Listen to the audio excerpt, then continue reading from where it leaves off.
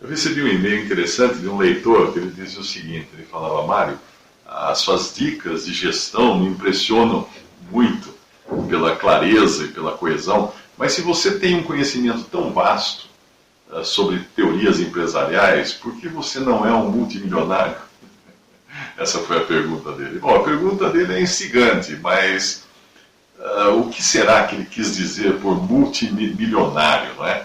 Seria alguém com uma fortuna medida em milhões de $1 ou que não seja o dólar do Zimbábue?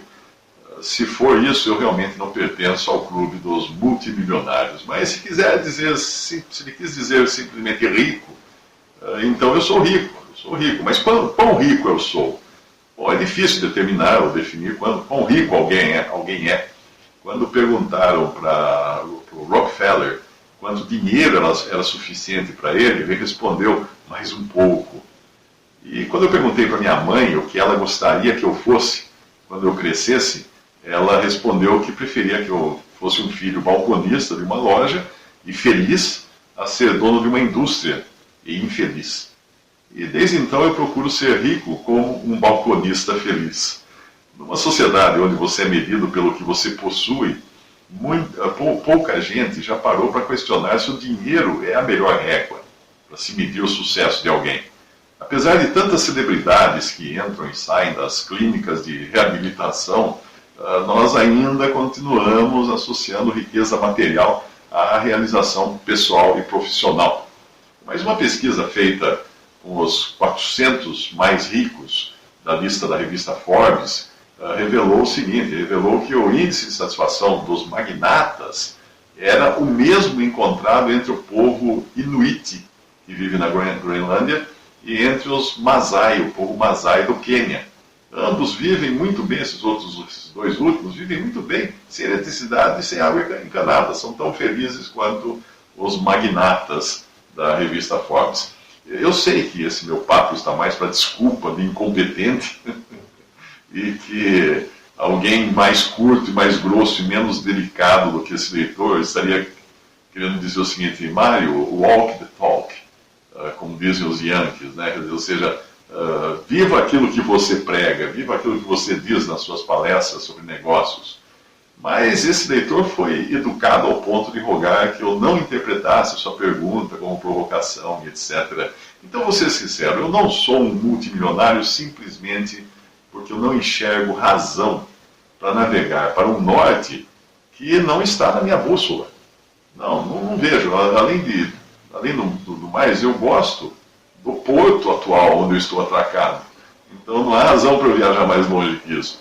Interprete isso como falta de ambição ou de falta de perfil empreendedor, mas não é. Inventores, artistas, escritores, eles empreendem o tempo todo, mas poucos fazem isso de olho no milhão. O que move essas pessoas não é a ganância de ter, mas até o prazer de ser, o prazer de fazer. E é nesse clube que você vai me encontrar. Mas não pense que pessoas assim têm motivos mais nobres e altruístas do que os que pertencem ao clube do milhão, né? Não tem. O orgulho de ser e o desejo utilitarista de fazer são tão egocêntricos e gananciosos quanto o apetite de possuir. No fundo, tudo não passa de uma forma de justificarmos a nossa existência e a nossa utilidade no mundo e na sociedade. O mais um pouco, que o Rockefeller falou que seria o que faltava, né? Se aplica também ao ser e ao fazer, porque cada um de nós quer sempre ser mais um pouco ou fazer mais um pouco. Não apenas dinheiro, mas coisas. O problema é que essas coisas jamais levam à saciedade, já que o vazio que nós tentamos preencher com elas é do tamanho de Deus.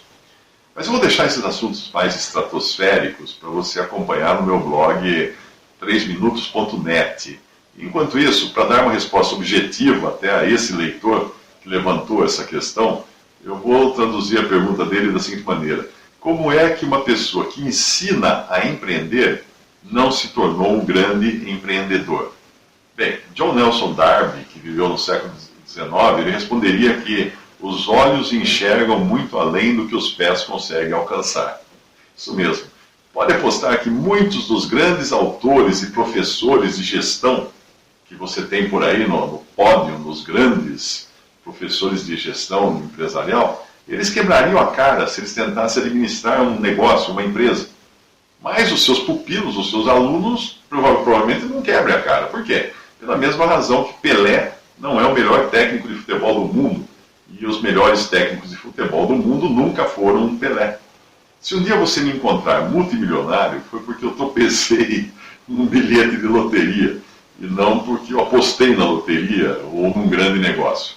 As duas coisas não estão na minha agenda, apostar em loteria ou buscar um grande negócio. O meu prazer está mesmo em escrever, ensinar, as coisas que eu consigo enxergar sentado, como dizia Newton, sentado em ombros de gigantes.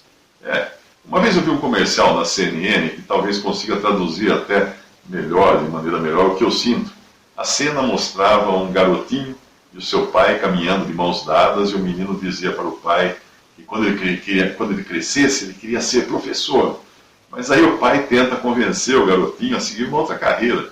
Ele diz: você não prefere ser médico?